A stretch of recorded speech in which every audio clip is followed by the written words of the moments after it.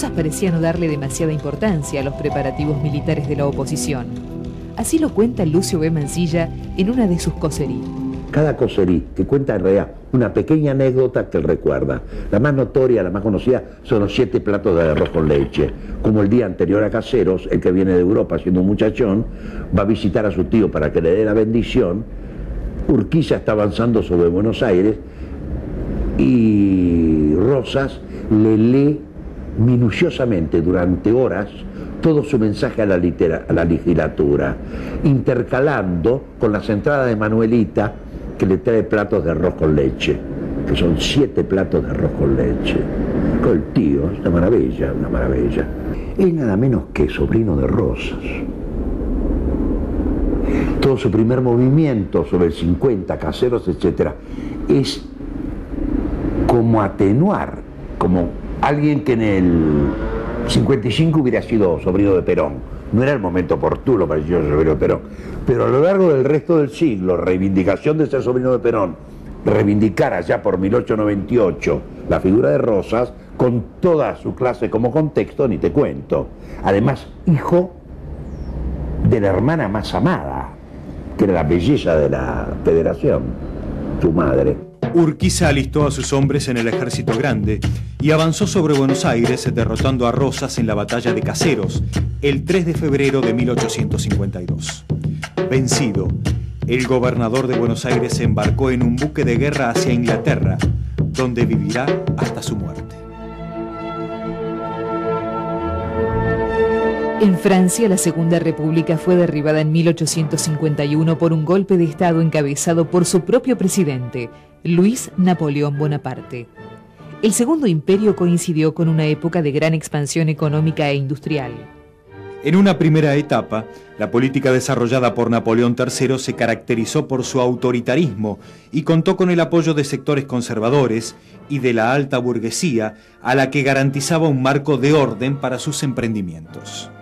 Hacia 1860, aunque el régimen se liberalizó, el descontento de los sectores obreros y de la pequeña burguesía no se apaciguó. En política exterior, los afanes imperialistas de Napoleón III repercutieron en el gobierno de la República Mexicana, encabezado por Benito Juárez. La fracasada aventura imperial en México y la derrota francesa frente a Prusia minaron las bases del régimen y provocaron la gran revuelta popular conocida como la Comuna de París de 1871, que terminaría con una dura represión sobre los trabajadores franceses. La figura de Rosas había dividido al país. Por aquel entonces, ¿se era rosista o antirrosista? Al día siguiente de la caída, todos descubrieron que siempre habían sido antirrosistas. Está esa famosa anécdota de Lucio Mansilla, ¿no? Que era un niño, era hijo de la hermana de Rosas y del general Mansilla, y decía que él no podía entender cómo todos esos señores que hasta el día anterior eran tan entusiastas de su tío, ¿no? Ahora todos hablaban mal de él, ¿no? Y fue efectivamente lo que pasó, porque en realidad el núcleo del unitarismo antirrosista porteño se construyó rápidamente sobre los mismos nombres que hasta ese momento habían sido rosistas. Urquiza era visto con recelo desde Buenos Aires. Se trataba, por cierto, de un representante del interior que, para colmo, osaba entrar a la ciudad con la divisa Punzó. A su llegada, Urquiza buscó aliados políticos, pero las cosas habían cambiado. Rosistas y antirrosistas de Buenos Aires cambiaron de colores y se unieron para asegurar la unidad bonaerense frente a los avances del interior. Urquiza nombra a Vicente López y Planes como nuevo gobernador de la provincia de Buenos Aires.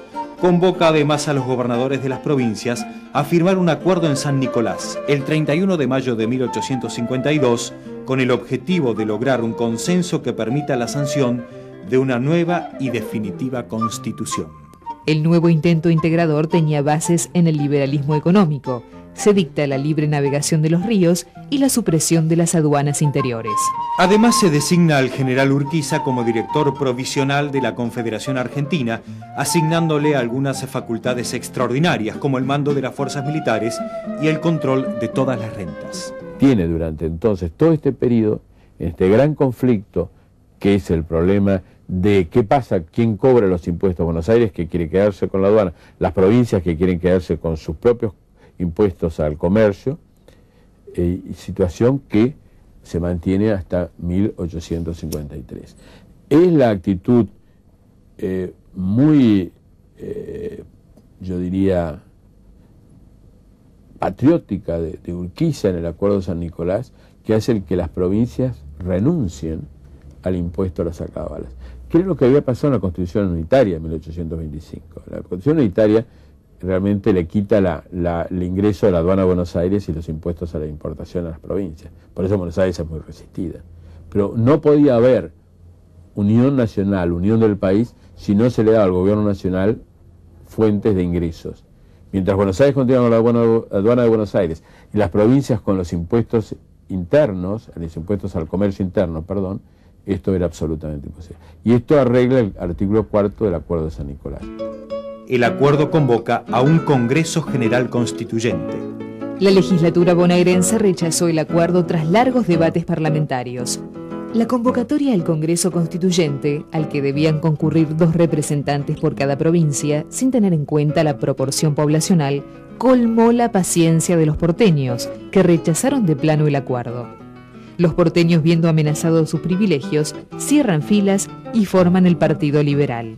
Aprovechando la ausencia de Urquiza, que asistía en Santa Fe a la inauguración del Congreso Constituyente, el 11 de septiembre de 1853, estalla una revolución en Buenos Aires. El movimiento reclama la renuncia del gobierno y la nulidad del Acuerdo de San Nicolás, al tiempo que proclama como gobernador al jefe del movimiento, Valentín Alsina. Pero casi simultáneamente tropas federales que respondían a los intereses del litoral sitian Buenos Aires, exigiendo el cumplimiento del acuerdo. El Congreso Constituyente finalmente pudo reunirse, sin contar con la presencia porteña. Las bases de Alberdi y el modelo de Constitución de Estados Unidos sirvieron como puntos de partida en la redacción del texto final. La Constitución consagra el sistema republicano, representativo y federal de gobierno. Sus páginas defienden las libertades individuales, crean un gobierno fuerte y garantizan la libre navegación de los ríos y la distribución de las rentas nacionales. Promulgada la Constitución Nacional, las clases dirigentes porteñas no pierden el tiempo y dictan otra Carta Magna para Buenos Aires. El texto evidencia un mayor distanciamiento de la Confederación, declarando la autonomía y la conformación de Buenos Aires como Estado independiente. Aparece lo que se llama el Partido de la Libertad en la ciudad de Buenos Aires, o a veces se llama también el Partido Liberal. Y ese partido, al principio, tiene 2 componentes. El primer componente, y el líder es Bartolomé Mitre, cree en el Estado Nacional, en la necesidad de establecer el Estado Nacional.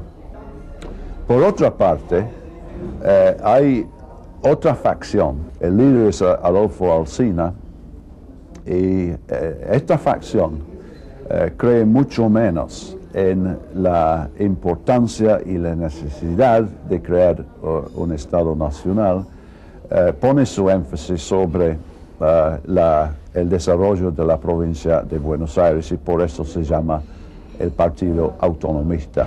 La secesión era un hecho. Por un lado se constituyó la Confederación Argentina, una irregular amalgama de 13 provincias que respondían a un gobierno con capital en Paraná. Por el otro, el Estado de Buenos Aires con intereses definidos, una más sólida posición financiera y con una relativa unidad política. 2 proyectos, 2 capitales con intereses contrapuestos.